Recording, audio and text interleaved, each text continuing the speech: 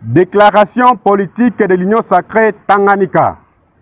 Nous, membres des partis et regroupements politiques de l'Union sacrée de la nation au Tanganyika, suivons de près le processus de désignation du ticket de l'Union sacrée aux élections des gouverneurs et vice-gouverneurs prévues le 6 mai 2022 et présentons la déclaration ci-après.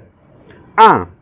À ce qui concerne le ticket de l'Union sacrée, nous tenons à rappeler que la question a fait l'objet de plusieurs consultations entre les députés provinciaux d'une part et les fédéraux des partis politiques de l'Union sacrée ainsi que les forces vives de la province d'autre part.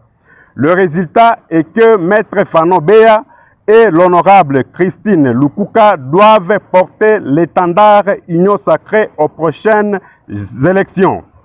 2. Se référant aux principes de base, seuls les députés provinciaux de l'Union sacrée Tanganyika peuvent décider sur les noms des candidats de l'Union sacrée conformément aux orientations du président de la République qui ne veut pas imposer aux députés les noms des candidats à voter. 3.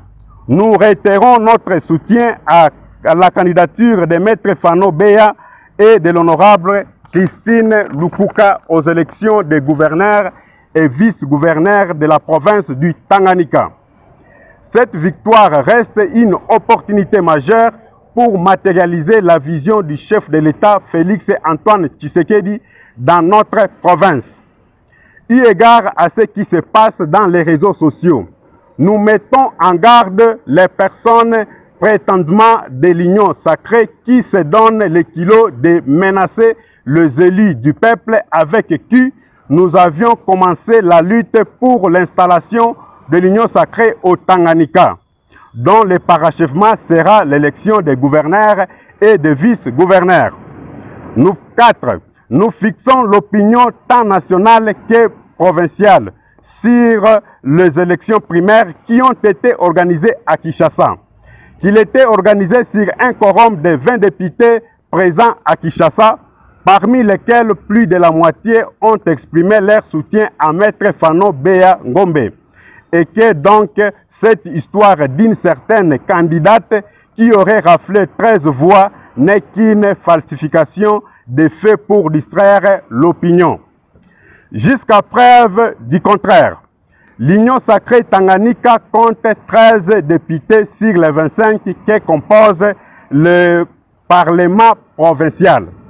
D'où vient alors l'idée que tous les 25 députés provinciaux du Tanganyika soient de l'Union sacrée?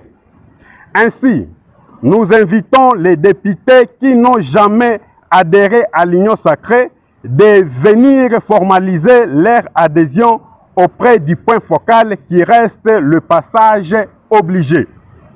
Que vive la République démocratique du Congo, que vive la province du Tanganyika, que vive l'Union sacrée, fête à Kalemi le 23 mars 2022. Je vous remercie.